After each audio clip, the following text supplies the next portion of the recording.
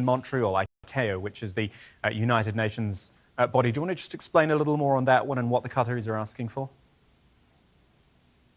Yes, indeed. Qatar has asked the UN aviation body to intervene in this ongoing crisis, arguing very strongly that the air blockade of Qatar by its Gulf neighbors is actually illegal.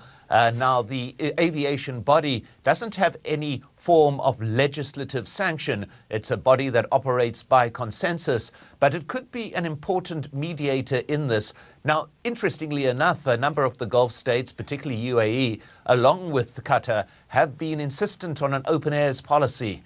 This is something very important to their aviation industries in all the Gulf states. Qatar is going to be mentioning this in the course of the day. Now, what the aviation body has done is asked senior representatives from Qatar and the other Gulf states to meet in Montreal to try and form some kind of resolution to this.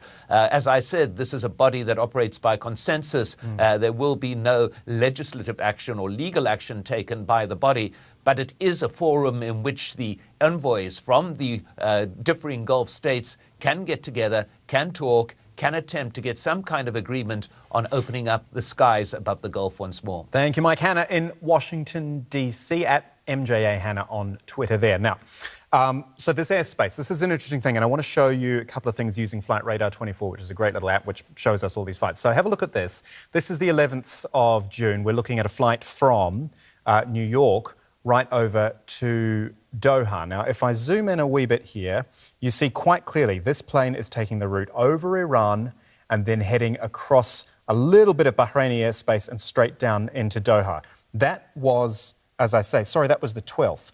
Now, if I look at another flight here, no, that was the 13th. Try again, Kamal. Let's have a look at the 14th then, so a day later. Just give it a second to load and you'll see we're going to look at exactly the same route, which was New York to Doha. So it comes across again, but as we zoom in, there's a different route here. It's not going down over Iran. In fact, it's coming over the Gulf here. That is Bahraini airspace, and then hooking down into Doha as well. So there is a bit of movement, it seems.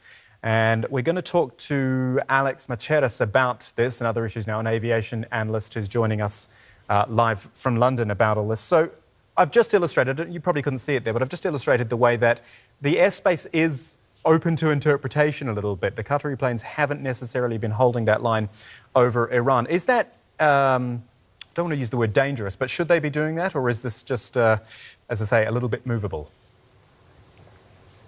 Well, the situation is because the airspace restrictions have slightly eased in terms of Bahrain's airspace.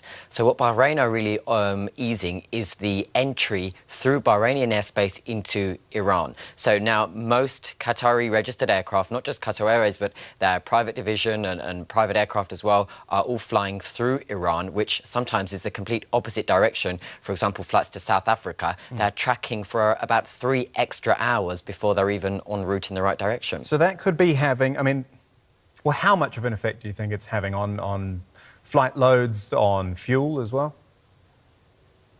Yeah, so I was in Doha for the whole of last week, and I specifically booked myself to fly on routes that were affected, just to see just how this would play out. So let's take Doha to Larnaca, Cyprus, for an example. That is a usual route that will pass through Saudi Arabian airspace. Saudi Arabia is obviously closed to Qatar, and therefore we had to track completely through to the top of Iran, across Turkey and down. It added about an extra hour onto our flight time. That's an extra hour's worth of fuel. Now, if you think of all the added fuel across the entire Qatar Airways network, as they are unable to fly over most of the Gulf, this isn't sustainable for a long period of time. They are handling it very well. Qatar Airways put together a plan almost overnight so that the impacts on passengers was almost minimal. But is this sustainable? It's not.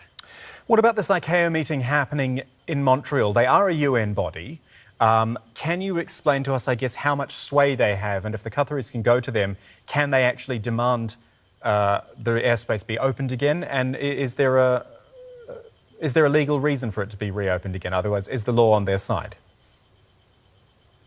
Well, I completely understand the CEO of Qatar Airways, Mr. Al Bakker's kind of calls on ICAO, who are the UN body for aviation. They are there to resolve or to find resolutions for disputes such as this.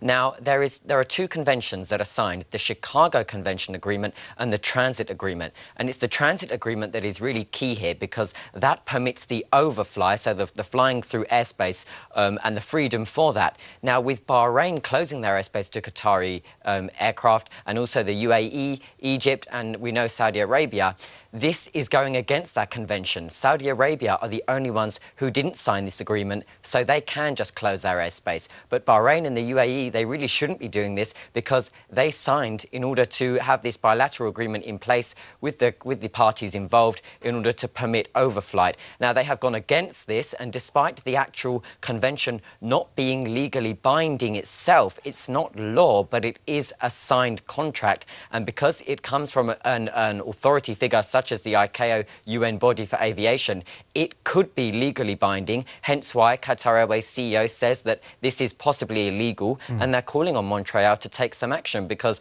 otherwise, what is the convention there for if a simple breach can take place and nobody gets involved? Yeah, that meeting happening in the next few hours. We'll keep a close eye on it. Alex, thank you, as always, for your time. Thank you. So to get in touch with us, contact details coming on screen now.